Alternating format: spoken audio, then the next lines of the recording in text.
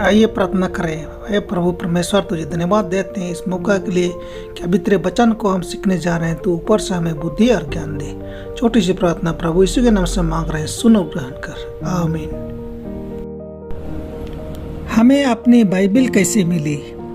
दूसरी पत्रास 1:21। क्योंकि कोई भविष्यवाणी मनुष्य की इच्छा से कभी नहीं हुई, परंतु भक्त जन पवित्र आत्मा के द्वारा उभरे जाकर परमेश्वर की ओर से बोलते थे। दूसरी पत्रास 1:21। बाइबल सबसे प्राचीन और सबसे व्यापक इतिहास है जो मनुष्यों के पास है। यह शाश्वत सत्य के स्रोत से ताजा आया है और सदियों से एक ईश्वरत्व हाथ ने इसकी पवित्रता को बनाए रखा है।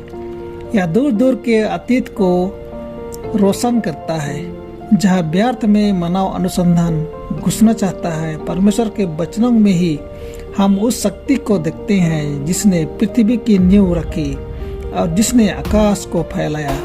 यहाँ हमें केवल राष्ट्रों की उत्पत्ति का प्रामाणिक विवरण मिलता है। यहाँ केवल मानव गौरव या पूर्वाग्रह से मुक्त हमारी जाति का इतिहास दिया गया है। बाइबलों के नाम। हमारे बाइबल को और क्या क्या नामों से जाना जाता है? यशायाह 34:16 यहाँ यहोवा की पुस्तक कहा गया है। लूका 24:27 और यूहन्ना 5:39 यहाँ पवित्र शास्त्र कहा गया है। परमेश्वर के वचन रोमियो 3:2 में, मसीह के वचन कुलसियों 3:16 में, सत्य के वचन दूसरे तिमोथी 2:15, परमेश्वर के उत्तम वचन इब्रानी 6:5।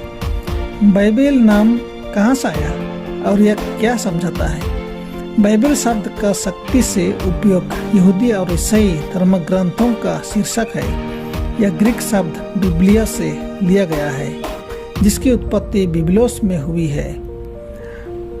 पेपिरस की आंतरिक छाल, पेपर, इस शब्द का वास्तव में अर्थ केवल छोटी किताबें हैं। यह 5वीं शताब्दी से पहले पूरे ईसाई शास्त्र का टाइटल की तरह से दिखाई नहीं दिया। आरंभ में परमेश्वर किस तरह मनुष्यों से संपर्क करता था? उत्पत्ति 2:16-17। उसने आदम और हवा से सीधे बात करते थे। यह सीधा संपर्क क्यों था? 59:2। पापों के कारण यह संपर्क टूट गया। मनुष्य के साथ सीधा संपर्क को पाप के तोड़वाने के बाद किस तरह परमेश्वर अपना इच्छा को जाहिर करता था? गिनती 12:6। परमेश्वर उसके नबियों के द्वारा, उसके जनों के द्वारा मनुष्यों से संपर्क करता था। मनुष्यों के लिए परमेश्वर के प्रकटीकरण को लिखित रूप में रखे जाने के पहले उन्हें आने वाली पीढ़ियों को कैसे बताया? मानव इतिहास के पहले 2500 वर्षों के दौरान कोई लिखित प्रकटीकरण नहीं हुआ।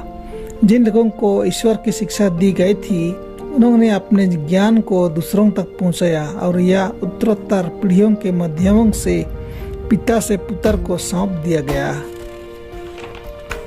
लिखित वचन की तैयारी मूसा के समय में शुरू हुई। प्रेरित राष्ट्रघटन तब एक प्रेरित पुस्तक में सन्निहित थे। यह कार्य 1600 वर्षों की लंबाई अवधि के दौर जारी रहा।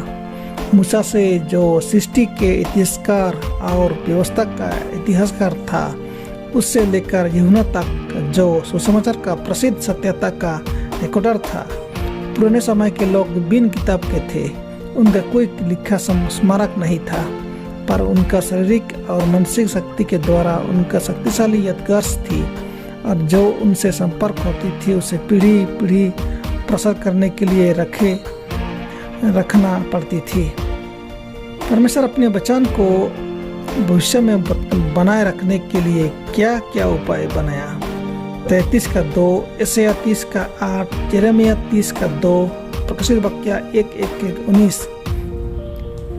बाइबल 66 छोटी किताबों की एक पवित्र पुस्तकालय है। यह अद्वितीय पुस्तकालय ईश्वरीय उत्पत्ति का है।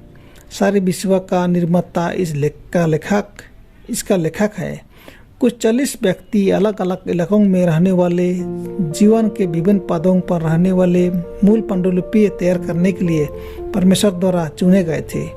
उत्पत्ति लगभग 3500 पहले लिखी गई थी, लगभग 1500 बीसी में। लगभग 97 AD में लगभग 1900 साल पहले प्रकाशित वाक्य की रचना हुई थी।